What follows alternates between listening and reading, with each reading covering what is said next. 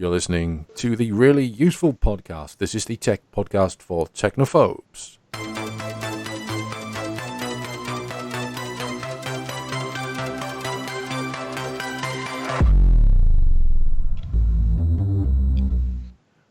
My name is Christian Colley from makeuseof.com, and joining me this week is Megan Ellis. Megan, how are you?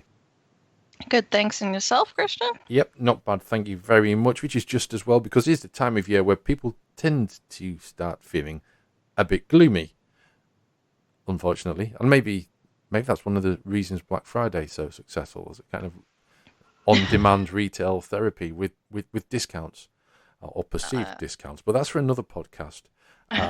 You can check it. We've got some buying tips and how to buy safely, which we recorded a few weeks ago, myself and James Free, which you can also listen to. But today, Megan and I, we're going to be looking at how things such as social media might be making you sad and how we can get around that and overcome sadness, especially at this time of year. I'm someone who does tend to get a bit of the glooms in wintertime. Here in the UK, it does get very cold at winter and gloomy and grey and very little sunlight and shortened sunlight hours. I have to admit, I have no idea what this time of year is like in South Africa. I imagine it's warmer. Yes, it's starting to heat up now. That sounds wonderful. So it has its drawbacks and stuff. I like the perfect spring season where it's still cool enough, but then we get 35 degrees Celsius, and then no one's happy about that either. There's the famous saying in the UK when people, when there's a heat wave and stuff, or you go on holiday to the continent. I think Peter Kay uses it in his stand-up along the lines, basically, I like it hot, but I don't like it this hot. That's typical British attitude to warm weather. So, Megan, numerous studies have shown that too much social media use can negatively impact mental health. Is social media really doing that to us?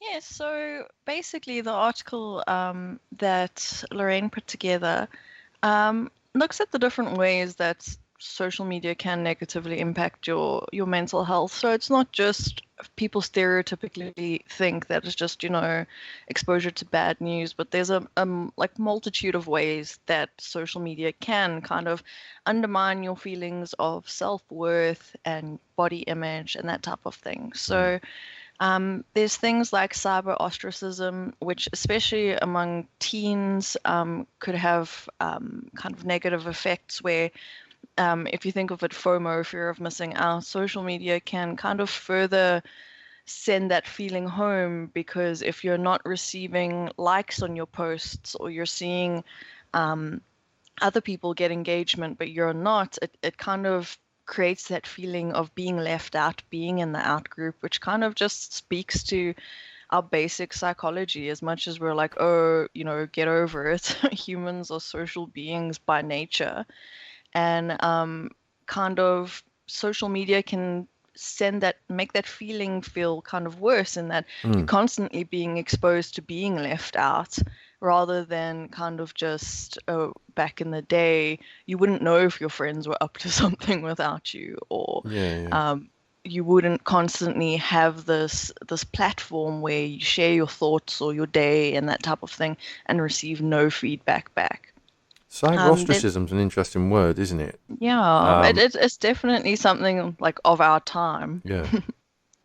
Yeah, I never come across it before this article. Basically, it's being ostracized online, isn't it? And yeah, I must admit, I do occasionally get a little bit miffed when I don't get enough likes on things on Twitter. But I suppose I've possibly got enough other things to be keeping me entertained that I don't dwell on it. I think it's definitely if you're already in a vulnerable place, or depending on how much thought you put into that tweet. Yes. Maybe you thought it was a great joke. I think, if you're already in a vulnerable place, feeling lonely, that type of thing, it definitely worsens those feelings. And then there's the things like, I love the way the author puts it, being scene zoned. When basically you're blue ticked. So someone reads your message but doesn't respond. And I mean, it's a meme at this point, and how it kind of creates it. You just are put in this constant state of anticipation and impatience once you've seen that someone's seen your message and hasn't responded to it. And while that could be obviously an innocent reason, they're distracted, they're in a meeting and stuff. If you're a person who's constantly messaging different people and it's repeatedly happening to you, that feeling of being ostracized can be prevalent among younger social media users, teenagers, where that type of social rejection kind of hits home a lot more. Obviously, I grew up in a period when there was nothing like social media. That the nearest was SMS messages, and even then, that they didn't really come along into popularity until I was into my 20s. So that's yeah, just get me walking stick and hobble off into the Luddite sunset. But no, it's a very different time, and as a parent to under 10s and as an uncle to teenagers, there's stark differences between what my teenagers are doing and what I would be happy for my children to be doing once they get to teenage. And my teenagers by no means running rings around their parents or anything like that. My teenage nieces, they're pretty much settled down girls. So and then they know to take social media with a pinch of salt. Although I suspect one's probably better at it than the other. But it does make for new challenges. There are various things that we can do about this. We can go offline, disconnect from social media entirely. That's one option, isn't it? Definitely. I think it also depends on how you connect with people, how essential that type of thing is to things like your work or your social group. Obviously, it's much harder if the only way you're communicating with people in the outside world is through social media. Becomes a lot harder to just go offline. But there's definitely ways we can curate social media or use social media in ways that can actually improve your mental health, or just unplug, like reduce your use of social media, especially if you're finding yourself doom scrolling or feeling sad after spending time on social media. Then it's a sign that something needs to change, essentially. So go on, tell us about doom scrolling. That sounds like something out of Advanced Dungeons and Dragons, doesn't it?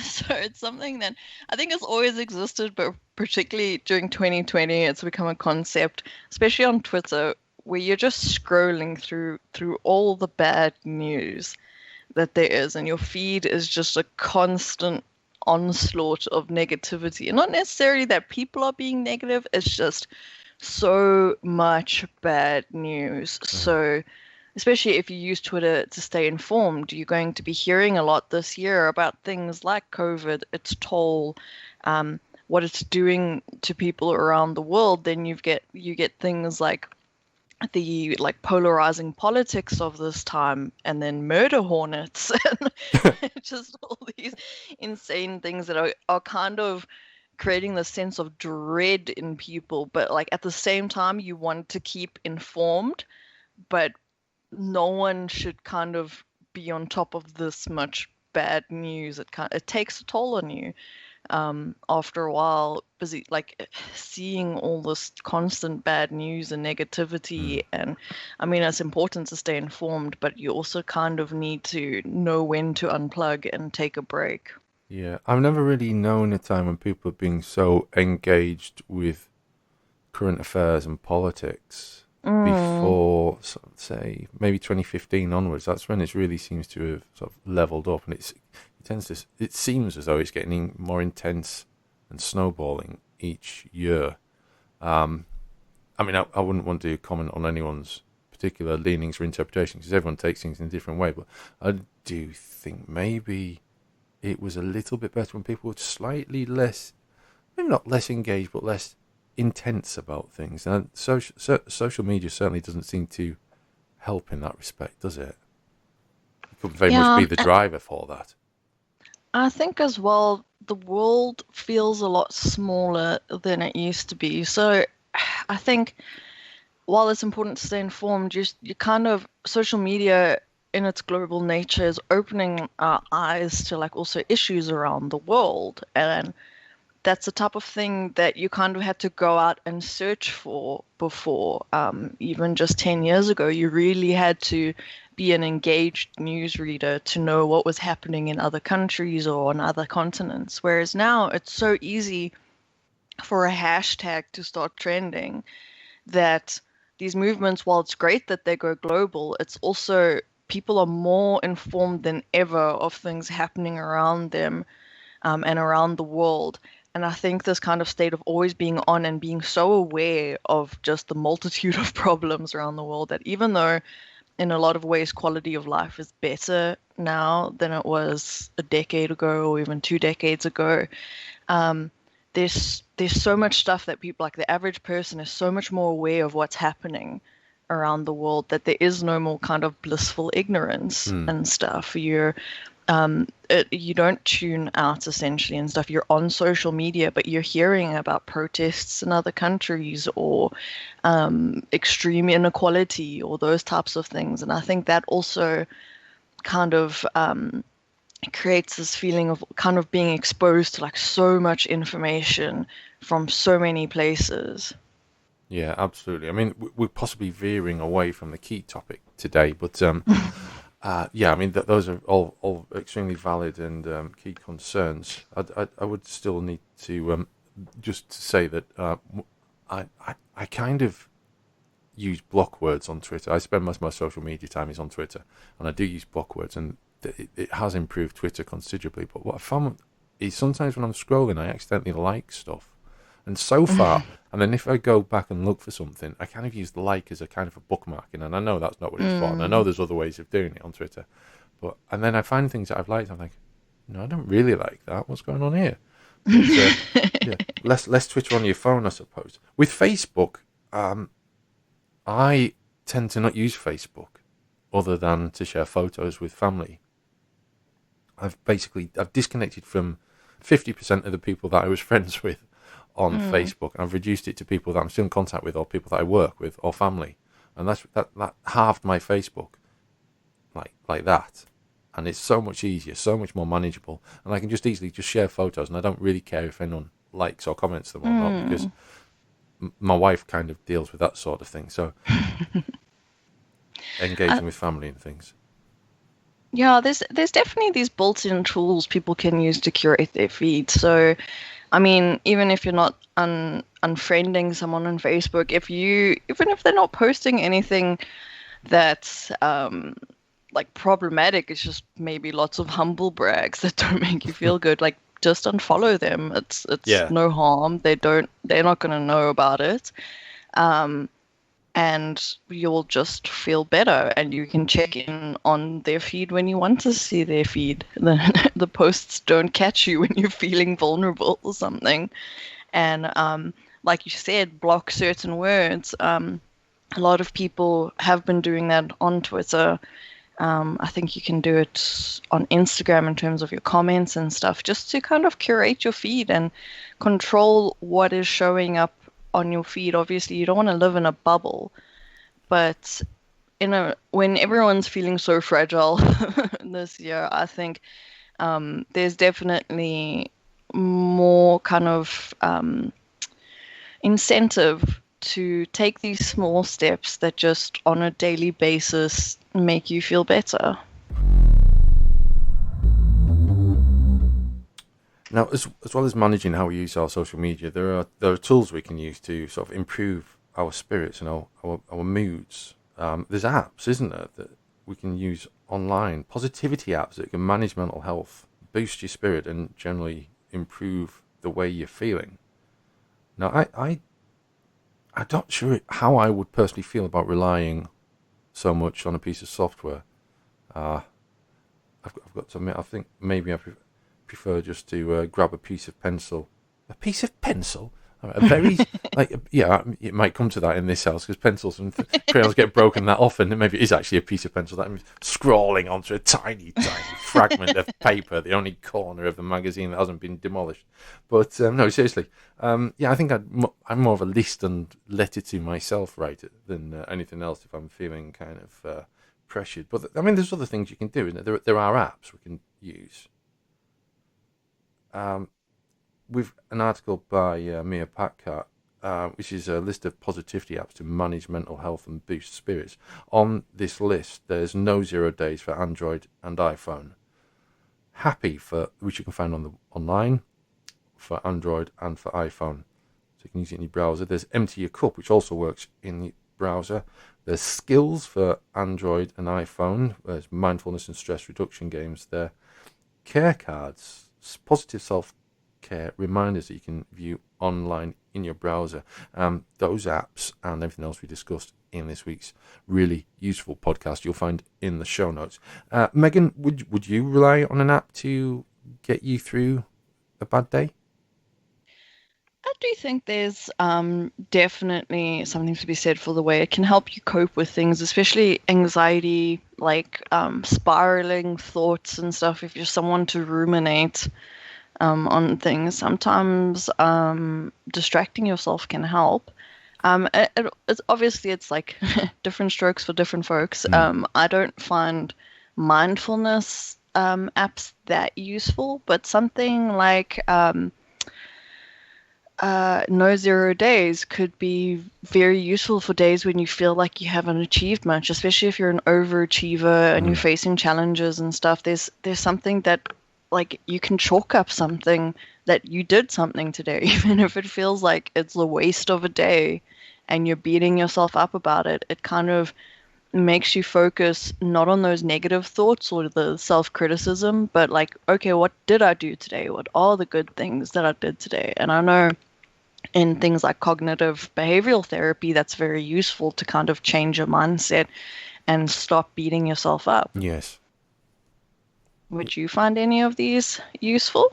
I don't know. I may find No Zero Days useful because I do occasionally stumble across days, and this is something that is very common with people who work from home. And so I imagine this is why it's a growing problem in 2020.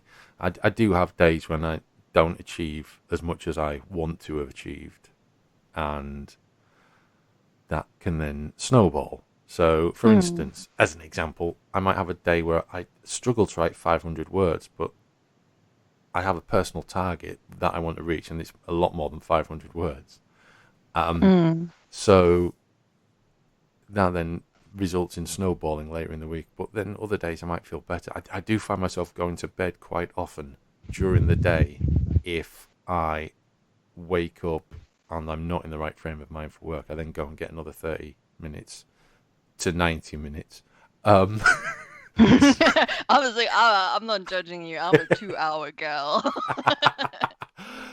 So yeah, that does happen from time to time. So I may find myself using that, and I suppose there is some benefit in a tool such as Care Cards, which gives you some messages, self-care reminders, a positivity-focused web app that is accessible on your browser as on your desktop.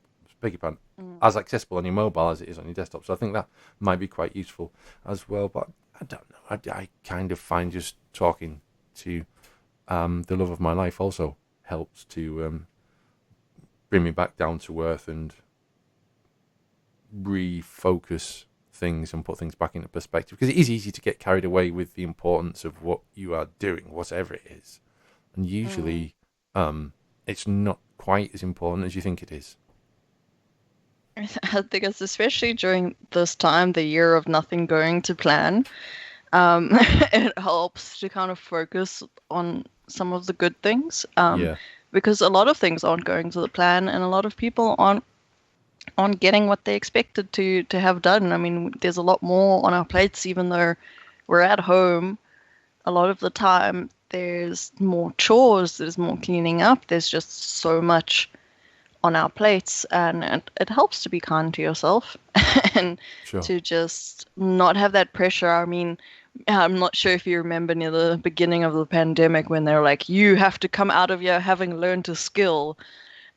And if you haven't learned a new skill by like, after lockdown, then you're wasting your time. But a lot of people, this year's hard to manage. There's a lot to do. Yeah. There's just managing the home, manage childcare, things like that. Um, I think it definitely helps to kind of take these moments to just reorient our minds from the doom of social media and the pressure of all these expectations and kind of just grounding yourself. I barely remember a time before lockdown, so I really don't remember what we're talking about there at all. There are other things you can do as well. There are therapy and counseling apps, aren't there? I feel like the kind of digital acceleration that we have during COVID has basically made these types of apps a lifeline for a lot of people and Hmm. also something that we're a lot more willing to use. Because a lot more people are needing to both seek professional help, but also do so remotely, and to find coping mechanisms that they can use at home. So I'm not sure, would you like to round up the apps or should I? I can let you do it if you like. Sure, I'll do that. So there's BetterHelp, and it's basically a virtual counseling app that you can use to see a licensed counselor or therapist remotely. Unfortunately, it does have a subscription, but it does work out cheaper than having to see someone in person in a lot of cases, depending on which country you're in. It's kind of a good step towards if you need professional help and you either haven't seen someone before or you currently can't see your current psychologist or psychiatrist. It's a good way to kind of reach out and get some help. Then there's Mindshift CBT, and it's a free mental health app focused on anxiety and things like panic attacks, where people kind of need to shift their focus away from the anxiety or the panic that they're feeling. It's also a mental health app from the Anxiety Canada Association, so it's from people who specialize in this. Then there's Sunvelo, which is another, it's a free app, but a subscription is available. And it's focused mainly on things like stress, anxiety, and depression. It includes things like cognitive behavioral therapy, based exercises, health habit tracking, mood tracking, and guided meditation. So it's something useful for people who like to use mindfulness to cope with anxiety. There's Clear Fear as well, which again is another anxiety and phobia focused app. It's mainly targeted at teens and it is completely free, which is a big benefit. Headspace is something that you may have heard of because it's a mindfulness and meditation app. Hmm. So if things like meditation really help you with insomnia and stress, then this is a very useful app to use.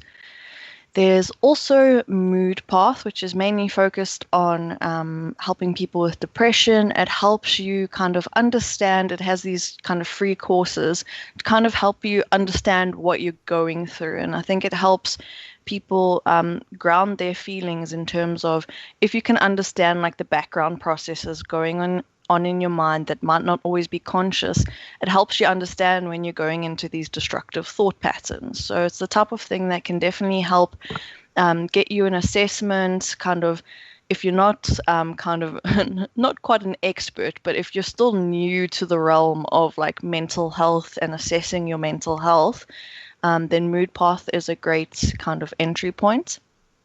Rooted is for people with panic attacks.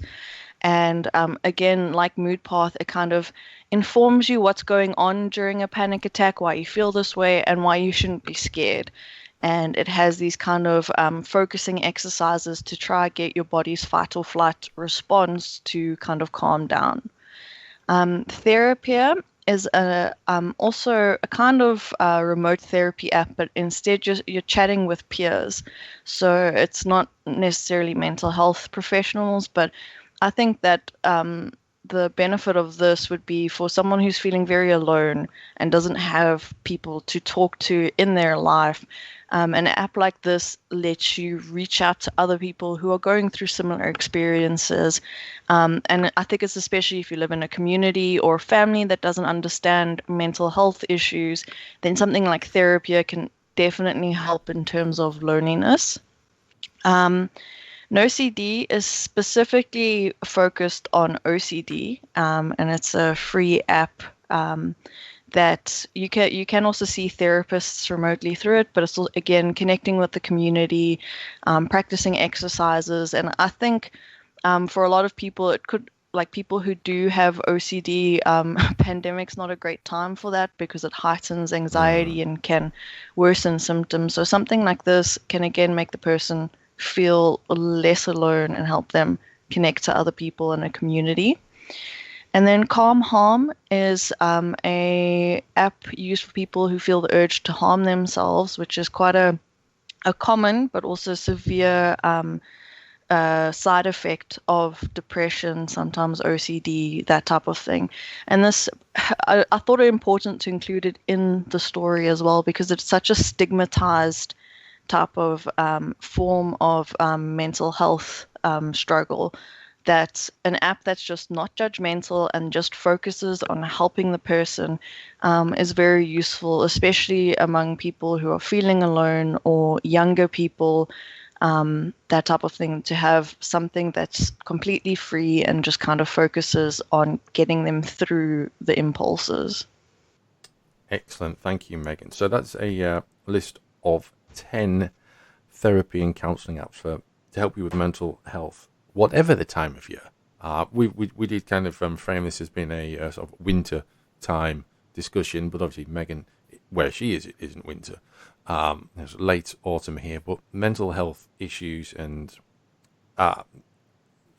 any concerns, introspection that lead you to gloom, doom scrolling on Twitter and leading you to depression or anxiety or sadness or cyber exclusion, cyber ostracizement. Goodness me, what happened to my mouth there? Regardless, these tools that we've discussed today are year long. They're daily, the 365 days of the year, 24/7 as well.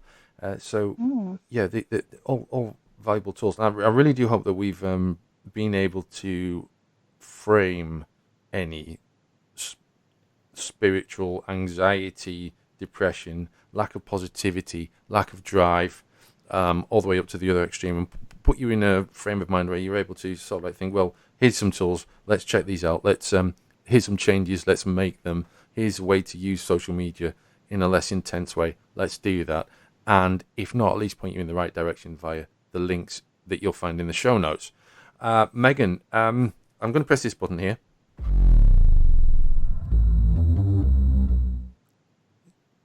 Is there anything you want to add to what we've discussed so far? I would say one of my personal recommendations for curating your feed, especially something like Instagram that is very influencer heavy, is just choose things that make you smile. So my Instagram feed is basically just cats, dogs, and nice places to travel. Just cute animals. I've even started following more cute animal accounts on Twitter, and it's basic, but it helps. And it can sometimes just give you a smile when you're in a dark place. So I would say find your happiness that you can find on social media and make sure to follow more of those types of accounts rather than the ones that make you feel inadequate or affect your body image or something like that. Just find things that spark joy. Yeah, I don't think anyone can argue with any of that. You've been listening to the Really Useful Podcast. We're the tech podcast for technophobes from makeuseof.com. We have a large archive of previous podcasts. I think this is our 61st or 62nd show. So you can head back and check our full library for further tips and tricks for using technology and making use of the web and apps and consumer technology and things you have around your house. And you can share us and to people that may find our discussions useful. And you can also subscribe to us on Apple Podcasts, Google Podcasts, Amazon Podcasts, Spotify, and all the other places that you'll find podcasts. We are there. So hit the subscribe button to get notification of the next show, or even have it automatically downloaded to your device, however you like to do that kind of thing. We'll be back next week, by which time it will be December, for some more really useful tips and tricks. Until then, it's goodbye from us.